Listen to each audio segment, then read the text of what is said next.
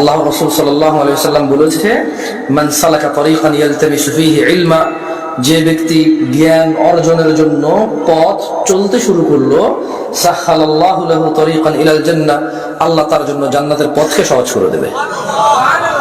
এখন এই মাহফিলে আসা যদি জ্ঞান অর্জনের উদ্দেশ্য হয়, তাহলে যে জান্নাতে যেতে ফুলসিরাত পার হইতে হয়, সেই জান্নাতের ফুলসিরাত সহজ হবে ইনশাআল্লাহ।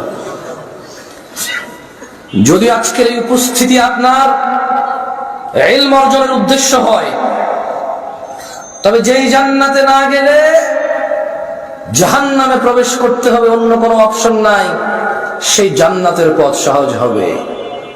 যদি আজকের এই মাহফিল থেকে ইলম অর্জন করে নিয়ে যান, তবে আল্লাহ যে কঠোর দণ্ডের কথা বলেছে, মহাশাস্তির কথা বলেছে, সেখান থেকে মুক্তি পেয়ে যে জান্নাতে মানুষ প্রবেশ করবে, আল্লাহর সন্তুষ্টি নিয়ে আল্লাহর জান্নাতে যাবে, এখান থেকে জ্ঞান অর্জন করে গেলে সে জান্নাত সহজ হবে। কারা কারা আল্লাহর পরিবারে অন্তর্ভুক্ত হতে চান? আল্লাহ তাআলা কবুল করুন। কেমনে হবেন না শিখে?